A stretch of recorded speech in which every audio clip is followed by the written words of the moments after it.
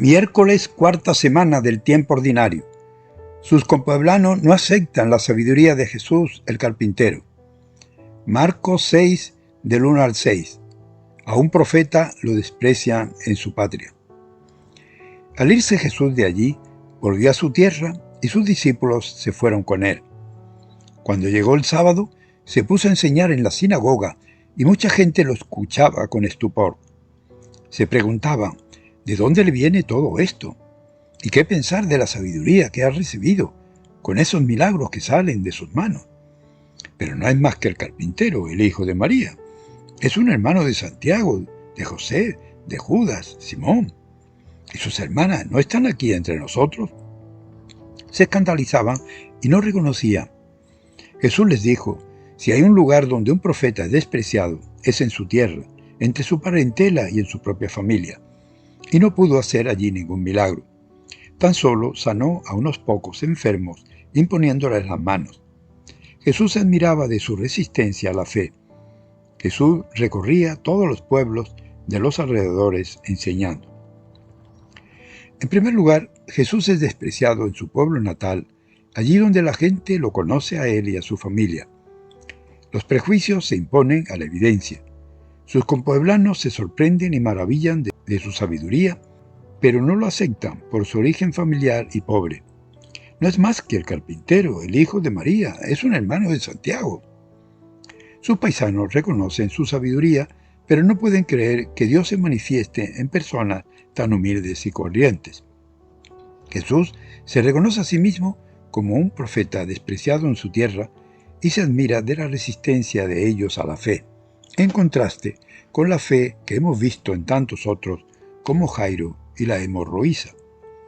Les molesta además esa forma de hablar y de actuar que se vale de lo comúnmente establecido en la tradición de sus conciudadanos. Por eso no puede obrar allí ningún milagro.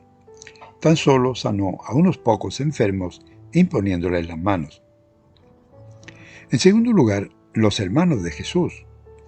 Para entender mejor el relato es importante señalar que en la cultura semita la palabra hermanos se utiliza también para designar la relación entre primos y tíos. En el libro del Génesis, por ejemplo, se dice que Lot es sobrino de Abraham, hijo de un hermano, y pocos versículos después los trata a ambos como hermanos.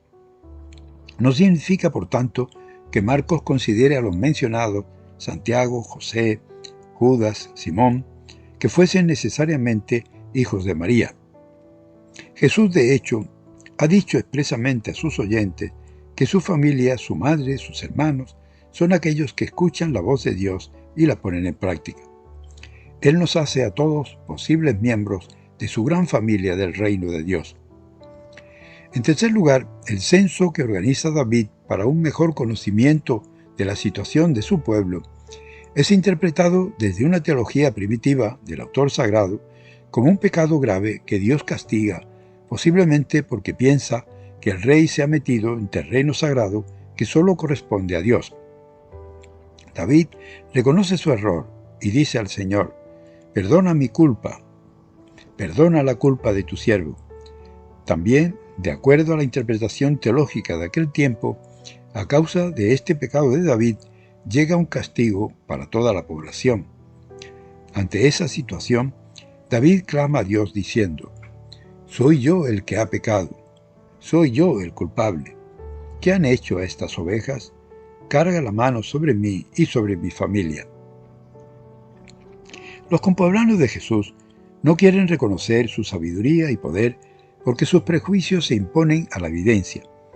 Él no es más que un simple carpintero, y conocemos muy bien a sus pobres familiares. ¿Qué va a saber?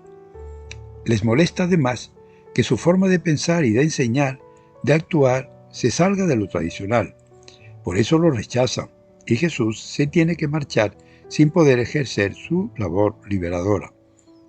Preguntémonos, ¿acepto yo la opinión de personas humildes o pobres con la misma parcialidad que otras de nivel económico, social o cultural más alto? Por otro lado, sucede también a veces entre nosotros, cuando alguien se salga del esquema tradicional, se le condena, se le estigmatiza, se le expulsa.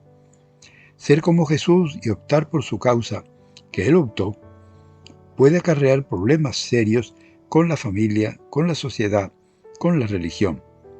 Preguntémonos si estamos dispuestos a asumirlos.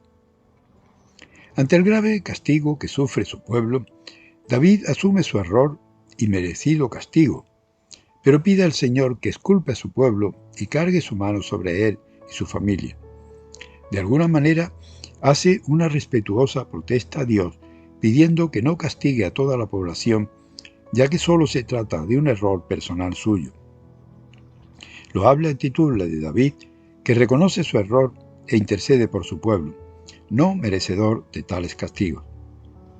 Preguntémonos sobre nuestra capacidad para saber reconocer nuestros errores y pecados en lugar de culpar a otros por lo que nos sucede. Reconozcamos con humildad nuestros errores y pecados y unámonos al cántico del Salmo de hoy. Perdona, Señor, mi culpa y mi pecado. Les saluda y bendice en el nombre del Padre, del Hijo y del Espíritu Santo y Mariano.